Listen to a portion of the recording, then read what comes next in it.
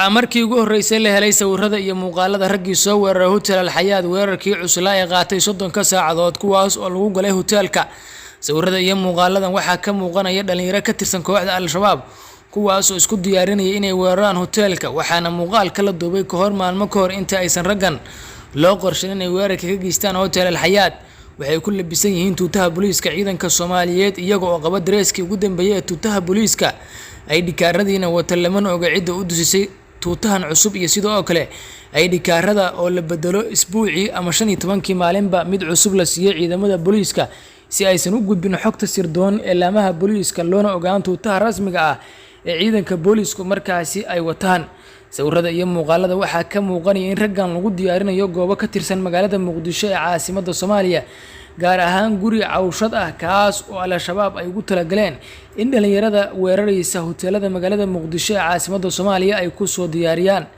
dhalinyaradan ayaa tiradooda lagu qiyaasayaa ku dhawaad 15 ruux oo ku labisan tuutaha booliiska Soomaaliya,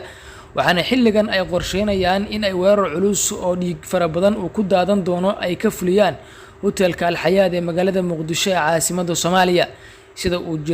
uu sheegay General Yusuf Siyaad Indhacade maantay waxa uu si cad u sheegay in laamaha ammaanka Soomaaliya dad ka tirsan ay dusiyeen xogta sidoo kalena ay fududeeyeen weerarkii Al-Shabaab ay ku qaadeen hotelka Al-Hayaat. muuqaalada ayaa noqday kuwa ay la yaab ku noqotay, waxaana faafisay warbaahinada taageerta kooxda Al-Shabaab iyada oo xogta iyo sidoo kale muuqaaladanba lagu baahiyay page lagu magacaabo xogta xaq jirka kaas oo shacabka uga diga mar walba dhagarta kooxdani. waxaana muuqaalada markii ugu horeysay diisisay warbaahinta ama shabakada Al-Andalus ee ay isticmaalaan Al-Shabaab kaas oo ku baahiyaan xogahooda. sidoo kale dhalinyaradan ayaa waxa markaasi ay isku tashkiilinayaan sidoo kalena ay qorsheynayaan qaabkii ay goobo kala duwan uga soo gali lahaayeen hotelka kaas oo dhiig fara badan ku daatay, waxaana markaasi shacabku ay la yaab ku noqotay qaabka ragga weerara hoteelada loogu soo diyaariyo gudaha magaalada Muqdisho ee caasimadda Soomaaliya iyadoo xubno ka tirsan laamaha ammaanka ee Soomaaliyana ay sii fududeeyaan. xaaladda ayaa allow sahal ah, waxaana weerarkii lagu qaaday hotel Al-Hayaat uu yeeshay wajiyo fara badan iyadoo taliyaha Nise Amaha Salaad uu yahay shakhsiga haatan lagu eedeynayo in weerarkaasi uu ka dambeeyay kadib tuhno 3 ah oo fal oo ku kacay Amaha Salaad sida ciidamada haramcad ee badbaadin lahaa shacabka oo si durba looga saaray hotelka oo markii ciidamadu ay soo afjiri lahaayeen kooxdii weerartay Amaha Salaad amray inay ka soo baxaan si loo gubo hotelka ama dhulka loo dhigo. kadibna markii raggii ay meesha ka bixeen Amaha Salaad shaaciyay in hotelka aan la burburin doonin, waxaana isla daqiiqadihii Amaha Salaad ciidamada Alfa Group uu ka saaray goobta. Al-Shabaab ay shaaciyeen in dagaalyahanadoodii ay qaybo fara badan oo ka tirsan si nabad ah ay uga soo baxeen gudaha hotelka Al-Hayaat, waana mid shacabka Soomaaliyeed ama kaaga iyo fajicisada ku reebtay. Ra'iisul Wasaaraha Soomaaliya Xamse Cabdi Barre ayaa sheegay in isla xisaabtan dhab ah uu dhixmari doono laamaha ammaanka. saraakiil ka tirsan khubarada ammaanka ee falanqeeya arrimaha ciidamada iyo sidoo kale xaaladaha amni ee markaasi ka dhacay guud ahaan dalkeena Soomaaliya, xaaladda ciidameed iyo sidoo kale markaasi ku soo jiray muddadii ugu dambeysay ee 30kii sano ee la soo dhaafay,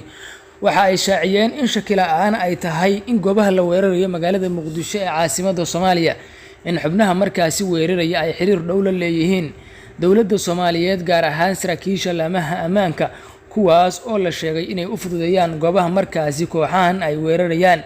waxyaalaha la yaab kale waxa ay tahay in booliiska Soomaaliya ay dhikaaradooda iyo sidoo kaleba sawirada cadaynta u ah in askarigan uu yahay askari ka tirsan booliiska Soomaaliyaba la update gareeyo ama la bedelo 15kii maalin ama bishiiba mar, iyadoo markaasi la keeno darees cusub, tuuto cusub, kabo cusub iyo sidoo kale ay dhikaar cusub si markaasi ay dhikaaradii hore haddii xataa ay kooxda Al-Shabaab ay gacanta ku dhigeen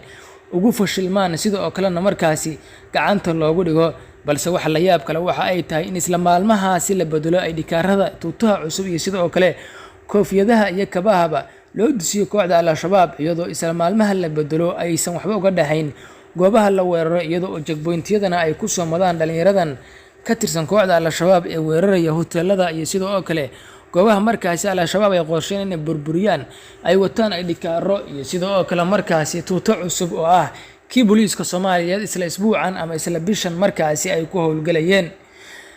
General Yusuf Siyaad Indhacade waxa uu ka tirsanaan jiray kooxdii badbaado qaran ay u bixiyeen balse shacabka Soomaaliyeed ay u yaqaanaan burburin qaran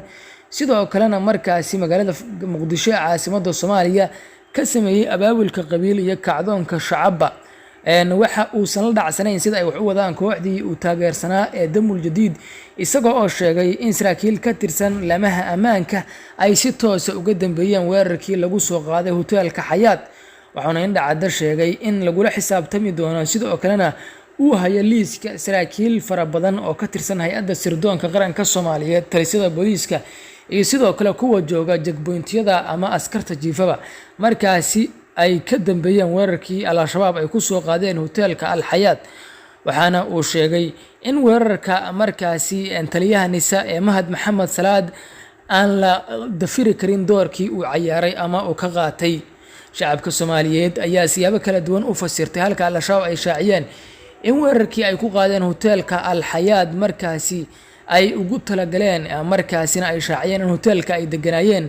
saraakiil ka tirsan dowladda Soomaaliya iyo sidoo kale xubno u shaqeeya dowladda. waxa uuna sheegay in xubnaha dowladdu ay uga dhuuman jireen halkaasi